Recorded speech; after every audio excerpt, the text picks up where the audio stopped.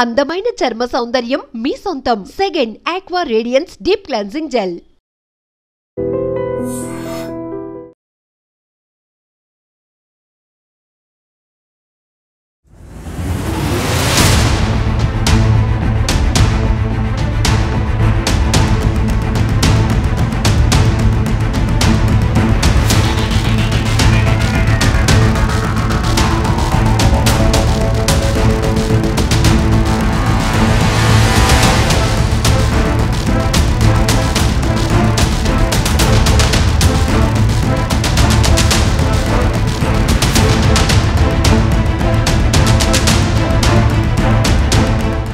నమస్తే, welcome to I dream. ఈరోజు తెల్లవారుజామున హైత్నగర్ సమీపంలోని కుంట్లూరు గ్రామ శివార్లో ఒక కారు యాక్సిడెంట్ చేయడం జరిగింది. అయితే తెల్లవారుజామున ఈ రోడ్డు సైడ్ ఆగి ఉన్న డీసీఎం వ్యాన్ని ఒక కారు, ఇక్కడ ఎదురుగా వస్తున్న కారు వచ్చేసి స్పీడ్గా వచ్చిందా లేకపోతే నిద్రమబ్బులో ఉన్నారో తెలియదు, కానీ ఘోరంగా యాక్సిడెంట్ కావడం జరిగింది. అందులో 5 ప్రయాణిస్తున్నట్టుగా ఇక్కడ స్థానికులు తెలపడం జరుగుతుంది. అందులో 3 అయితే అక్కడికక్కడే చనిపోయారు. అయితే చనిపోయిన 3ని బయటకు తీయడానికి ఇక్కడ ఉన్న స్థానికులు గడ్డపార్ల సహాయంతో బయటకు తీయాల్సిన పరిస్థితి వచ్చింది. అంటే డోర్లు లాక్ అయిపోయినాయి. అంటే ఎంత ఘోరంగా అయిందంటే మేము చెప్పిన విధానం బట్టి మీకు అర్థం కావాలంటే మీ విజువల్ చూస్తేనే మీకు అర్థమైద్ది. అంటే ఎంత బలంగా గుద్దితే 3ని, అందులో ఉన్న చనిపోయిన వాళ్ళని బయటకు తీయాలంటే గడ్డపార్ల సహాయంతో తీయాల్సిన పరిస్థితి వచ్చింది. అంటే ఎంత వేగంగా వచ్చి తగిలితే అంతగా ఇరుక్కుపోయి ఉంటారు, ఎంత కారు నుజ్జు ఉంటుందో. ఒకసారి ఈ డీసీఎం వ్యాను ముందల భాగం చూడొచ్చు, చక్రం ఊడిపోయింది, బెండ్ అయిపోయింది, మొత్తము కింద బ్యాలెన్స్ రాడ్ కూడా ఇరిగిపోయి పడిపోయి ఉందన్నమాట. డీజిల్ కూడా లీక్ అయిపోయింది, ఆయిల్ మొత్తం కారిపోతుంది, అద్దంతో సహా ఇక్కడ ఏం లేదు అసలు. డీసీఎం పరిస్థితి ఇలా ఉందంటే కారు యాక్సిడెంట్ అయిన కారులో ఉన్న వాళ్ళ పరిస్థితి ఎలా ఉందో ఊహించుకోవచ్చు. 3 అక్కడికక్కడ చనిపోవడం జరిగింది. అలాగే ఒక 2 పరిస్థితి విషమంగా ఉందని చెప్పేసి అయితే చెప్తున్నారు. తెల్లవారుజామున జరిగిందని చెప్పేసి చెప్తున్నారు. అయితే యాక్సిడెంట్ జరగగానే ఇమీడియట్లీ ఇక్కడ ఉన్న స్థానికులు 100కు డైల్ చేయడం వల్ల హైత్నగర్ ల్యాండ్ ఆర్డర్ డిపార్ట్మెంట్ వాళ్ళు ఇక్కడ చేరుకోవడం జరిగింది. సంఘటన స్థలాన్ని వాళ్ళు అబ్జర్వ్ చేసినట్టయితే పసుమామల నుంచి కారు రావడం జరుగుతుంది. హైత్నగర్ మెయిన్ రోడ్ నుంచి పసుమామల సైడ్ డీసీఎం అనేది వెళ్ళడం జరుగుతుంది. ఆపోజిట్ డైరెక్షన్లో ఈ యాక్సిడెంట్ కావడం జరిగింది. కారు వేగంగా ఉందా లేదా అనేది ప్రాథమిక విచారణలో మేము తెలుసుకునే ప్రయత్నం చేస్తాం. ప్రజెంట్ అయితే 3 చనిపోయారు, ఒకరికి సీరియస్గా ఉంది, వాళ్ళు ప్రైవేట్ హాస్పిటల్లో అడ్మిట్ కావడం జరిగింది. అయితే చనిపోయిన వారి మృతుల పేర్లు వచ్చేసి చుంచు త్రినాథ్ రెడ్డి, చంద్రసేనారెడ్డి, చుంచు వర్షిత్ రెడ్డి వీళ్ళుగా గుర్తించడం జరిగింది. వీళ్ళనైతే ఉస్మానియా ఆసుపత్రికి పోస్ట్మార్టం నిమిత్తం అక్కడికి తరలించడం జరిగిందని చెప్పేసి అయితే పోలీసు వారు తెలపడం జరుగుతుంది.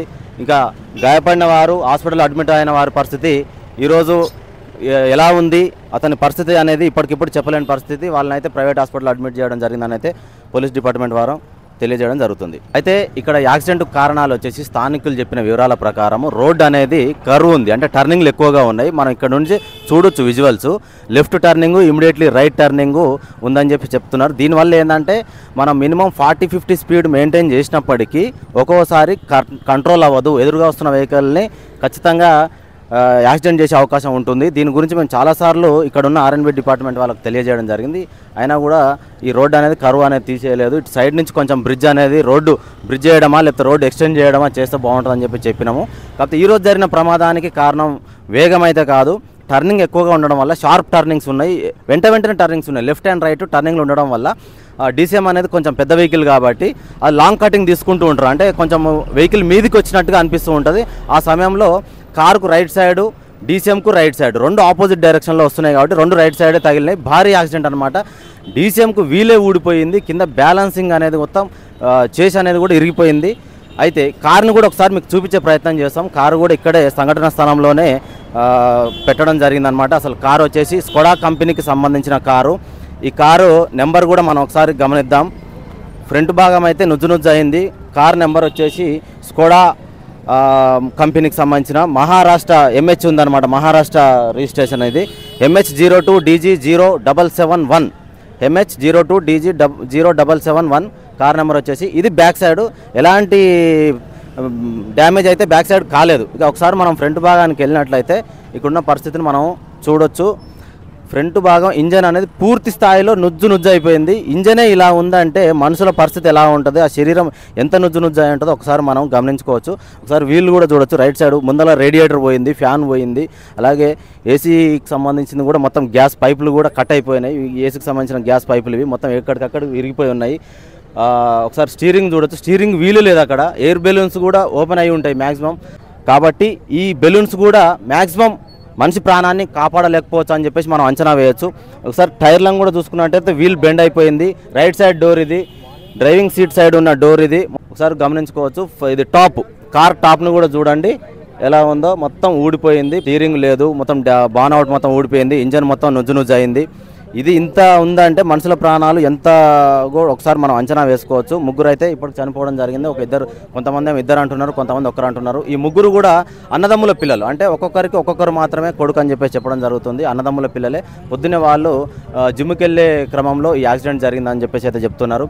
అయితే ఇక్కడ టర్నింగ్ ఉండడం వల్ల, పూర్తి స్థాయిలో వేగం అని చెప్పేసి కాదు, ఇది టర్నింగ్ ఉండడం వల్ల left to right immediately turnings ఉన్నాయి కాబట్టి పెద్ద వెహికల్ వచ్చినప్పుడు, లారీ కావచ్చు, స్కూల్ వ్యాన్ కావచ్చు, ట్యాంకర్స్ కావచ్చు, వచ్చినప్పుడు లాంగ్ కటింగ్ అనేది తీసుకుంటూ ఉంటారు పెద్ద వెహికల్ వాళ్ళు.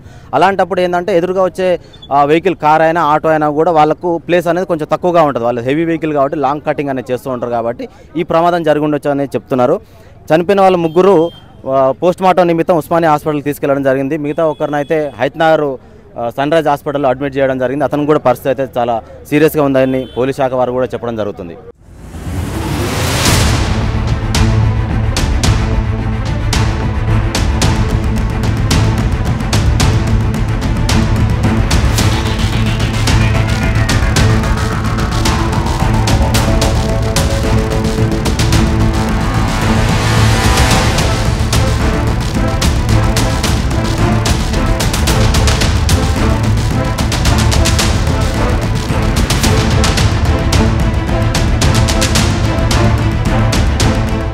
అయితే ఇప్పుడు మనము యాక్సిడెంట్ జరిగిన ఆ ఘటన దగ్గరే ఉన్నాము. ఇక్కడ హైత్నగర్ పిఎస్ డిపార్ట్మెంట్ వారు కూడా ఉండడం జరిగింది. అసలు ఏ టైంలో ఇన్ఫర్మేషన్ వచ్చింది, యాక్సిడెంట్ అనేది ఎలా జరిగిందో ఒకసారి ఆ సార్ వారిని అడిగి తెలుసుకునే ప్రయత్నం అయితే చేద్దాం. సార్ నమస్తే సార్. చెప్పండి సార్. మాకు 6 గంటలకి వచ్చింది, యాక్సిడెంట్ అయిందని 100 డైల్ కాల్ వచ్చింది. ఓకే, వెంటనే వచ్చినాము. ఆ టైంలో ఒక అతను కార్లోనే చనిపోయి ఉన్నాడు. ఇంకిద్దరు చనిపోయారు అని పక్కకు తీసి పెట్టారు. ఇంకొక అతను హాస్పిటల్ తీసుకెళ్లాడు. ఒక ఆయన ఇంజూరీ అయ్యారు. టోటల్ 4 ఉన్నారు అందులో. వాళ్ళు గుంటూరు నుంచి డిసిఎం వస్తుంది, మన పశ్చిమావల నుంచి కారు వేగంగా వచ్చి ఢీ కొట్టడం వల్ల జరిగింది. ఓకే, అంటే ఇప్పుడు మీరు ప్రాథమిక విచారణ ఒకవేళ మీకు మీ ఐడియా ప్రకారం ఎట్లా అంటే సార్, అంటే స్పీడ్గా వచ్చింది అట్లా తగిలిందని అనుకుంటున్నారా లేకపోతే ఎలా సార్? అది సీసీ ఫుటేజ్ చూస్తే మనకు తెలుస్తుంది. మనం ముందుగా చెప్పలేము, కానీ సీసీ ఫుటేజ్ ఏమైనా కనిపిస్తే చెప్పగలం. ఓకే, ఇప్పుడు మీకు ఎర్లీ మార్నింగ్ కాల్ వచ్చిందా సార్? మీకు 6 o'clock వచ్చింది కాల్ మాకు. ఓకే, 4:45కి జరిగినట్లు అరౌండ్ మాకు కాల్ వచ్చిన వెంటనే వచ్చాము. 5 minutes. అంటే మృతులు ఇక్కడ లోకల్ వాళ్ళేనా సార్? ఈ గుంటూరు ఇక్కడ లోకల్ వాళ్ళే, గుంటూరు విలేజ్ వాళ్ళకి సంబంధించిన వాళ్ళందరూ. ఓకే, అంటే ఇప్పుడు మృతుల్ని ఉస్మానియాక గాంధీకి ఎక్కడికి మార్చిరికి తరలించారు సార్? ఓజీహెచ్ ఉస్మానియా పోస్ట్ మార్టం కోసం పంపించారు. ఇక్కడ వెహికల్స్ ఇక్కడ ఉన్నాయి అంతే. ఇంకొకరికి ఇంజూరీ అయింది అంటున్నారు కదా సార్, అతన్ని ఎక్కడికి పంపించారు సార్? అతను ఏదో ప్రైవేట్ హాస్పిటల్ ఉన్నట్లున్నాడు. తను కూడా జర సీరియస్గా ఉందని తెలిసింది. ఓకే, వాళ్ళ కుటుంబీకులకు మీరు సమాచారం అందించారా సార్? కుటుంబీకులు అందరూ లోకల్ వాళ్ళే కాబట్టి అందరూ స్పాట్లో వచ్చారు. వాళ్ళు ఇక్కడే ఉన్నారు అందరూ. ఓకే, వాళ్ళ పేర్లు ఏమన్నా ఐడియా ఉందా సార్?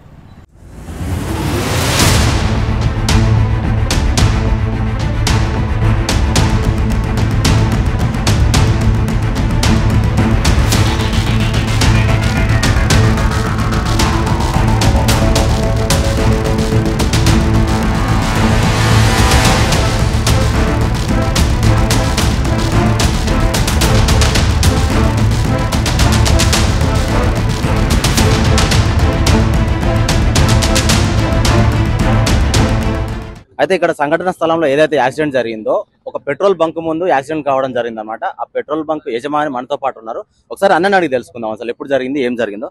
అన్న ఎప్పుడు జరిగిందన్న, ఏ టైంలో జరిగింది? ఇది మార్నింగ్ 5:43కి జరిగింది ఇన్సిడెంట్. ఓకే, సో డీసీఎం అలా వస్తుందంటే మన హైదరాబాద్ నుంచి పశ్చిమావల రోడ్డుకి వెళ్తుంది.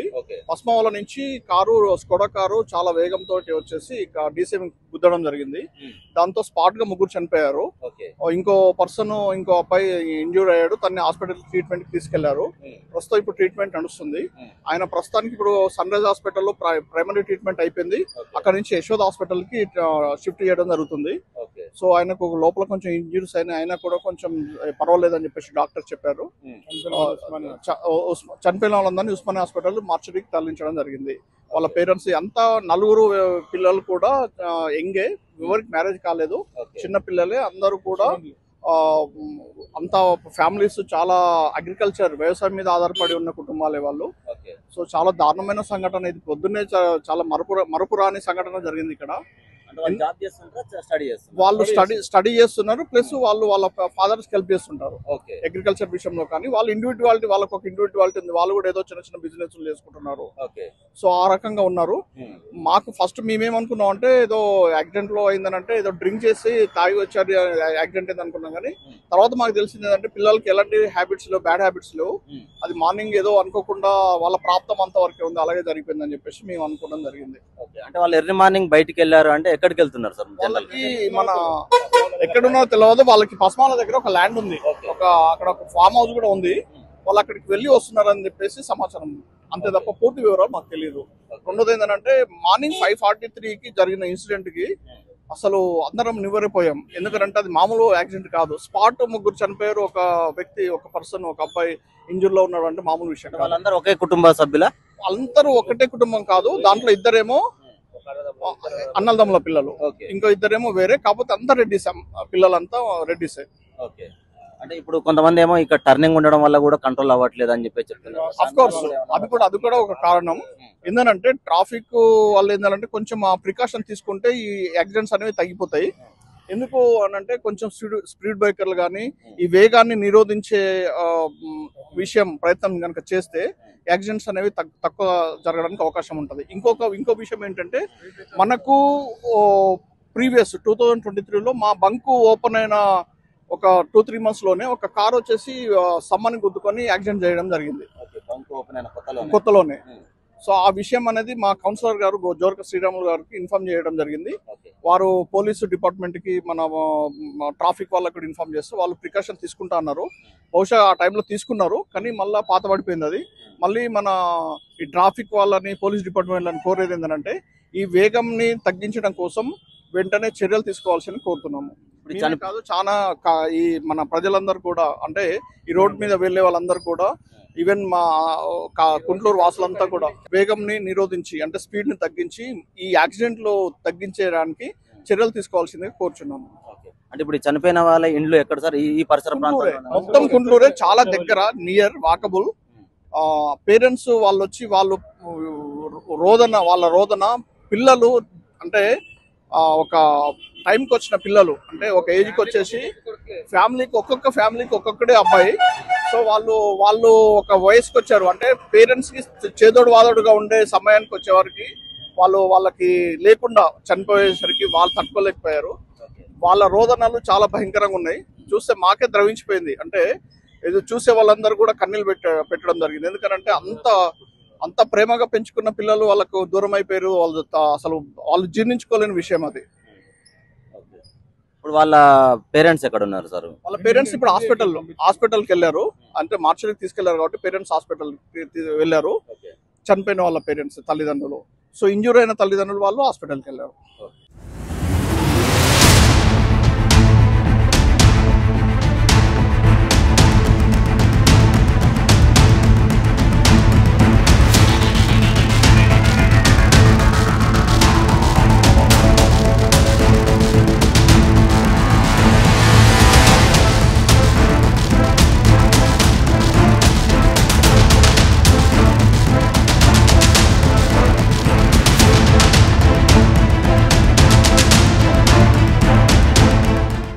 వచ్చాను.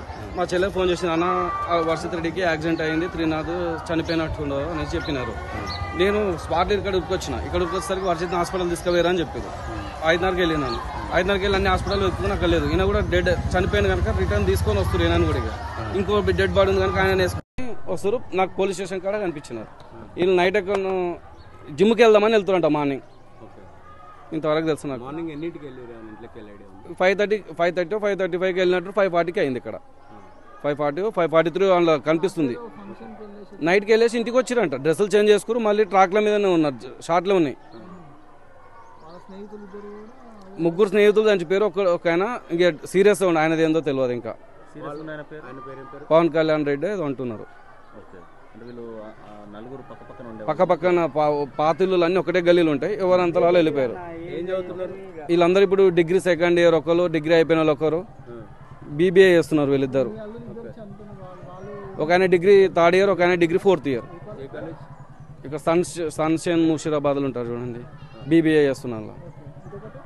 ఇంకొక అతను అక్కడనే డిగ్రీ కాలేజ్, అంత ఐడియా లేదు. ఎంతమంది వాళ్ళకు ఒక్కొక్క కొడుకే, ముగ్గురికి చనిపోయిన వాళ్ళు ముగ్గురు ఒక్కొక్క కొడుకులే, ముగ్గురు ఒక్కొక్క కొడుకులే, ఒక్కొక్క కొడుకు. ఈ బిల్డింగ్ ఒకరిది, ఆ బిల్డింగ్ ఒకరిది, ఇంకా ఆయనది అక్కడ ఉంటుంది. అన్నదమ్ము చిన్నప్పటి నుంచి ఒకదాని, వీళ్ళిద్దరేమో ఓన్ అన్నదమ్ములు వీళ్ళిద్దరు. ఈయనకు ఒక్కొక్కడు. నేను వాళ్ళ మేనమామను, మామను, మా చెల్లెల కొడుకు ఇద్దరు. ఆయన మేనబావ, ఆయన సొంత అల్లుడు.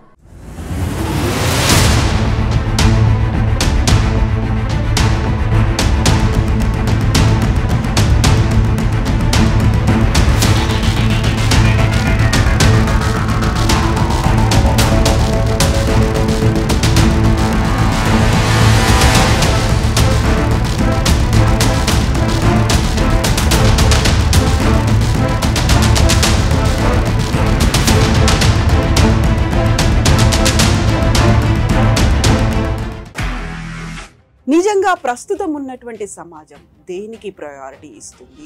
ఆర్థిక సంబంధాల చుట్టూ మాత్రమే తిరుగుతోంది. మళ్ళీ ఎన్నికలంగానే చాలా విరక్తి కలుగుతాం.